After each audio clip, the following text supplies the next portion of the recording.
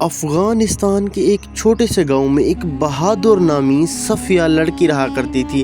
وہ ہنسی خوشی اپنی زندگی بسر کر رہی تھی۔ وہ دور تھا سن 2021 کا، جب پورے افغانستان خاص طور پر کابل پر طالبان نے حملہ کر دیا اور اس کو فتح کر لیا، تو وہاں کی خواتین کو ڈر ستانے لگا کہ اب ہمارے حقوق کا کیا ہوگا، ہمارے کس طرح سلوک کریں گے۔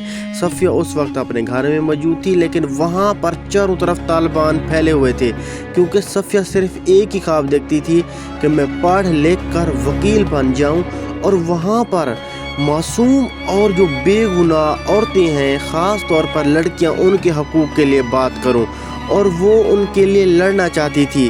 لیکن اس کی ماں نے اسے سمجھایا کہ صفیہ، یہ جو تو خواب دیکھ رہی ہے یہ پورا نہیں ہونے والا، کیونکہ طالبان آ گئے ہیں۔ اب وہ خواتین کو باہر نہیں نکلنے دیں گے اور انہیں پردے پر مجبور کریں گے۔ میں یہ بھی جانتی ہوں کہ اب ایئرپورٹ پر بہت زیادہ رش ہوگا، میں یہ چاہتی ہوں کہ تم کسی طرح ایئرپورٹ پر پہنچ جاؤ۔ تو صفیہ نے رات کو فیصلہ کیا کہ وہ رات کے اندھیرے میں اپنے گھر سے نکلے گی اور ان تمام مشکلات سے لڑ کر وہ ایئرپورٹ تک ضرور پہنچے گی۔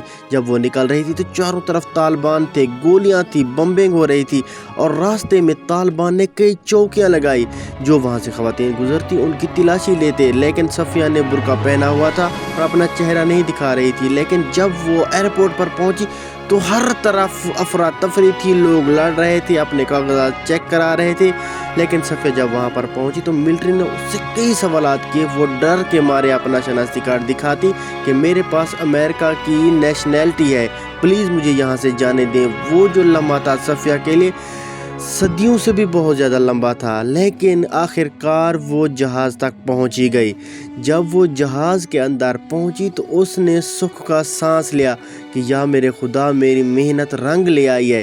وہ جہاز کے اندر موجود تھی، لیکن اس کی آنکھوں سے آنسو بہہ رہے تھے اور رب کا شکر ادا کر رہی تھی کہ آخر کار اب میں امریکہ جانے والی ہوں۔ جب صفیہ امریکہ پہنچی تو وہاں پر اسے ریفیوجی کیمپ میں رکھا گیا۔ کچھ دن ان کی شناخت کی گئی، اس سے کئی سوالات پوچھے گئے، اور اس کے بعد صفیہ یونیورسٹی چلی گئی پڑھنے کے لیے، کیونکہ وہ لائر بننا چاہتی تھی۔